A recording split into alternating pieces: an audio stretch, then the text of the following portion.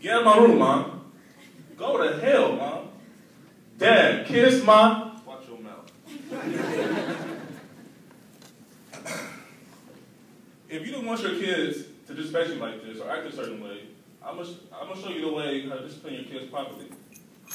First, let me show you the difference between a beating and a spanking. Okay, a beating is you come home from work, you're mad, maybe just got fired, and you go in the house and you beat your kid because your baby looks like your baby daddy. That's a beating. Now let me show you a spanking. A spanking is when you get a phone call from your kid's teacher and they cuss out the teacher. So when they come home, you spank them on the bottom, slap them on the hand, and you explain why or what they did wrong. And you show that you still love them, but you did wrong. That's a spanking. As a future parent or parents in here, you guys don't want your kids to disrespect you. And as a parent, as a growing up, my mom told me, I brought you into this world, and I will take you out. I don't know about you guys, but that got me scared. Scared straight. Disciplining children should be used more in households today. It shows love and authority for the children and also the parents. As I go on, I'll let you know what causes undisciplined kids to act that way, how they're a problem, and the solutions to defeat the problem. I will now show you what causes kids to act undisciplined. According to the author, Dr. Robbins, who wrote the book, Discipline Your Kids, she states that some parents hesitate to discipline their kids because they are too scared to lose their love and their trust. Well, that's a problem. Because if you spank your kid, like I defined in the intro, and explain what they did wrong, it shows they should be able to trust you that you're doing right, you show them what's from right and wrong. And also they should tell you that you love them because as you spank them, you tell them that you love them. Also in the book, Have a New Kid by Friday, by Dr. Kevin Leadham, he also states that some parents try to be the kids' friends instead of the parents. Well, that's a problem. Because at first, you're a kid's parent, either their mother or their father. You're not their best friends. You could be their best friends. They got friends, they got peers for that. You are their mother or their father. It should be the fine line between a parent and a friend. For example, when kids are peers, we can talk to each other a certain way, but you can't talk to the person the same way as an adult. For example, if my friend told me, hey Raymond, wash my car, man, get out of here. But if my mom told me to wash my car, oh, you can do it right now? Air freshener for Breeze and get the rims? It's quick. Respect. Now that I tell you what causes the problem, let me tell you what exactly is the problem. When kids are not being disciplined, they feel like they have control. They can do whatever they want and whenever they want. Dr. Lindemann also says that if a child can control you, why respect you? Now, if I feel like I can control somebody as well, I believe that they're beneath me, so I wouldn't respect them either. Dr. Phil, who also has a TV show, he also states that if they can control the people who supposedly run the household, if this leads to the outside world, like in the classrooms or in the workforce. For example, if a kid can control the teacher, they can do whatever, they can do the homework whenever, leave class whenever, skip school whenever, or go to lunch whenever, have lunch early before everybody else. Or in the workforce, they can go to lunch before whenever you tell them to do, or cuss out the boss. That's a problem. Now that I tell you what is the problem, let me show you another point that was the problem. The control issue is also a backfire to the parents. This also leads that kids can fight their parents or spit on them. Now me, I don't know one of my kids spitting on me because they did. It's a spanking. Or even try to fight because I wish they would, like my mom said. Now to support this claim, I have a video to show you.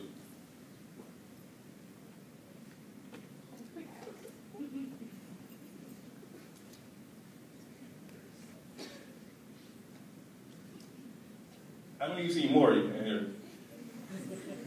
All right, I watch it every day with my grandmother at 3 o'clock.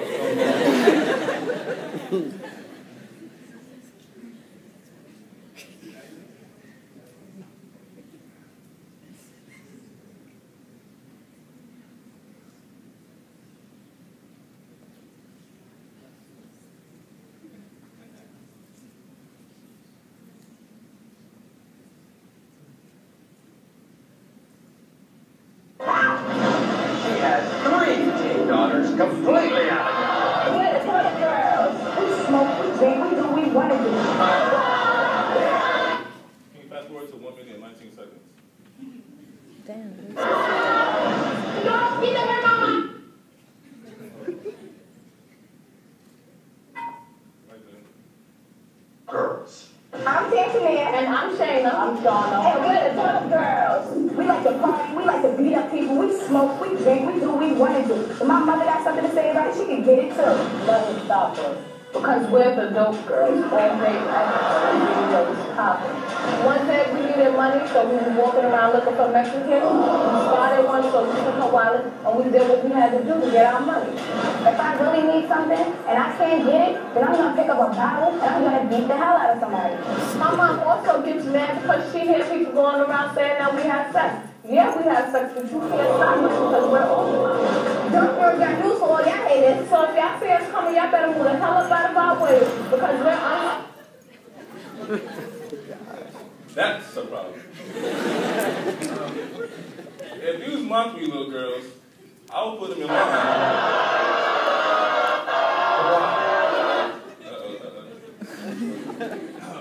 Excuse me. If these was my 3 little girls, you know what I would do? I would put them in line and watch and spank them as I go along. And make a little dance out of them too. See, that's the problem. Kids thinking that they're grown, thinking they can have sex, do drugs, fight. That's a problem. Because if a kid can have sex and get pregnant, like you have shows like 16 and Pregnant, Teen Mom, shows that I hate, sorry to say. It shows that kids can have kids and get paid for it. That's a problem. A kid cannot raise a kid. They're supposed to be a kid and get raised by their parent. A parent is supposed to raise a kid. That's supposed to happen. And if they're disciplined, they would know that.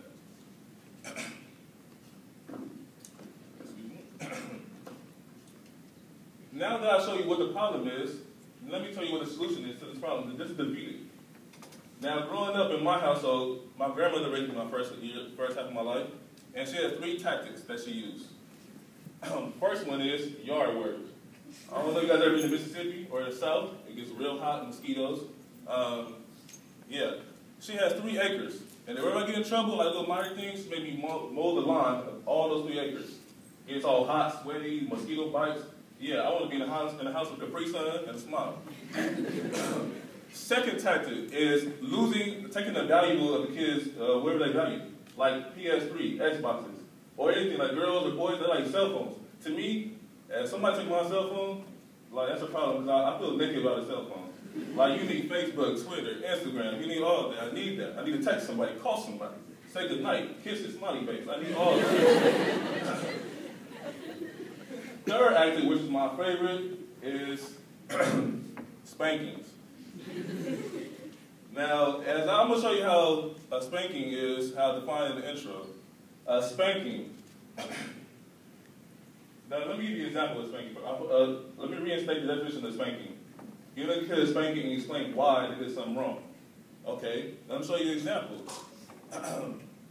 When I used to sag when I was little, you know, have my little gangster lean, my little feet like this. I skip school at lunch.